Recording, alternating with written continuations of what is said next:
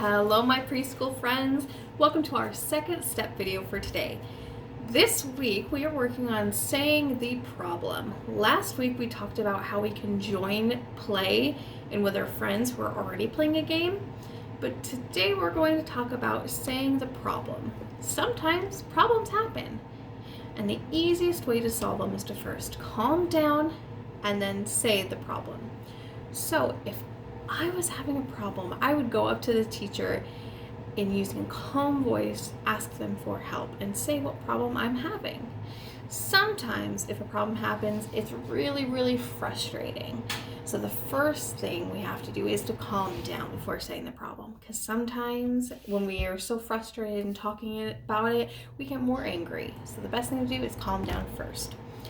I have a story card here to show you guys, and where two friends are having a problem. Do you think you can help them solve it? Okay, here is our story card. Now take a look at the picture. What's happening? What do you see in it?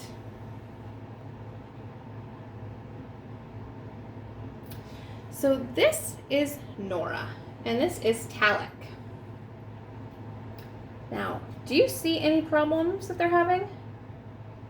What clues in the photo tell you that there is a problem? Yeah, they kind of look angry. Nora has her hands on her hips, and Talek has like kind of an angry face. You can't quite see it because he's sitting sideways, but he looks pretty angry. Nora says, "I want to play with it," and she wants to grab the dump truck. Talek says, "No, I have it first," and he holds onto the truck tightly. Is grabbing a safe thing to do? No. What about pulling something back from someone? Do you think that's very safe? No, and it really could make the other person more frustrated and make yourself more frustrated by tugging back the toy or whatever you're playing with. Now, before they can solve their problem, both kids need to calm down and so that they can think about the problem and think of a solution to the problem. Now, the first step for solving any problems is to use your words. So what could Nora tell Talek? What words could she say to him? That is a great idea. So Nora could talk to Talek about what she wants and say what the problem is. So think about how she could say what the problem was.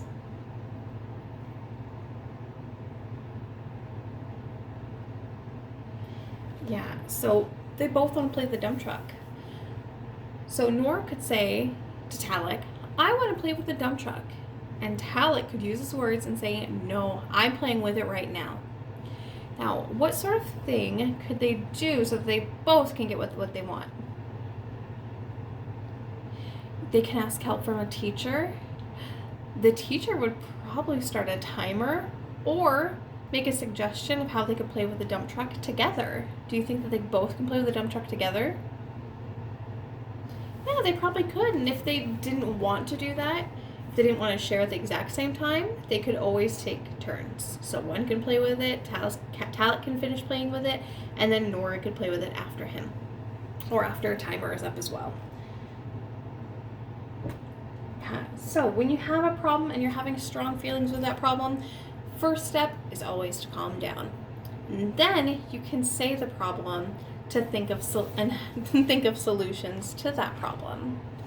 Now, sharing is pretty tricky, and having problems, sometimes you do need a grown-up's help, and that is totally okay to do. You can always ask your grown-up, your teacher, an adult in your household for help with a problem, and to give you those skills that you need to solve problems on your own later. And sometimes problems, you can solve them in the same way, and sometimes you can't, and that's okay.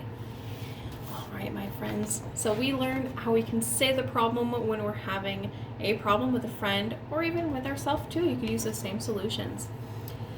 Alright, so that is everything for our second step video for today. Thank you so much, and I hope you learned a lot. I will see you in our next video, my friends. Bye-bye for now.